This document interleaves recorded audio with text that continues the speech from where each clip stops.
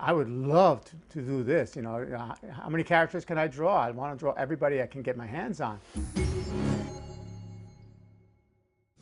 Hey everybody, I'm Mike Avila with Sci-Fi Wire, and today I'm sitting down with comics legend George Pérez. Thank you for joining us. Thank you. Thank you for pronouncing my name right, too. I appreciate it. So you joined Wonder Woman after doing Crisis on Infinite Earths, which was a book that really changed the direction of major comics moving forward. How much of an artistic challenge was working on that series for you? Oh, that was a fun book. I mean, if Marv Wolfman would write a scene with 5 characters, you'd get 15. I was having the time of my life. I mean, for me, it was a book that, from what I've been told, I was not the original artist of choice on the book. But when I first heard about it, that had my finger. Who did they want to do that book before I you? don't know, actually. I'm not sure. I've heard different stories. But again, once I said yes, they didn't know I would want the book. But the second I heard about it, I thought I had my fingerprints all over it before I ever touched it. And when I said, I would love to do this, how many characters can I draw? I want to draw everybody I can get my hands on. So for me, it was an absolute joy. I had already done, the Titans. I had done the Justice League. Now I get to draw everybody, including characters that are obscure, but I really wanted to draw them. I had never drawn the Metal Men professionally. I got to draw them. Certain characters I wasn't even as familiar with, but like the Dolphin, and all these great villains. Again, what other chances was I going to get? And again, working with Marv Wolfman is a dream. I love working with Marv. He and I did, had a great time working on the Titans together, and to work on Crisis on Infinite Earth.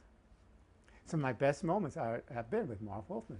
Is it kind of amazing that 32 years later, Crisis is still a book that comes up, and you see the impact that it's had just on the DC universe alone? How many Crisis events have they had? Well, also, there was a term that didn't exist up until that series was over.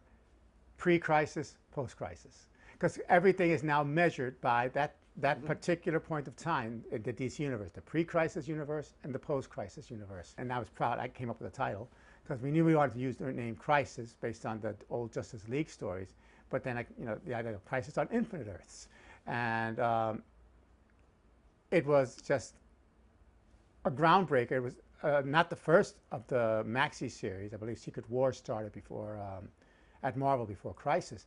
But it's the one by which all the others are measured now. And as you say, they've done Infinite Crisis, Final Crisis, Crisis on Crisis, whatever. And the only lament I have about that is that it was so successful that everyone's doing it, but not, different versions of it, but not for the same intent. The intention was at the time to try to clean up the DC universe, not because we wanted to make a big event, but that they thought that the DC universe needed to be simplified a bit. So Crisis had a specific purpose. We didn't know it was going to sell. We didn't know, what type of reception it was going to get, which is, I think, sometimes the most exciting time to work on a book, when you don't know how it's going to do. You just want to do a good story, and it ended up becoming, the standard by which all Maxi series are measured. It was a fun book. In the long run, not as successful and as far as long-term changes, but it was a lot of fun for me as an artist to draw.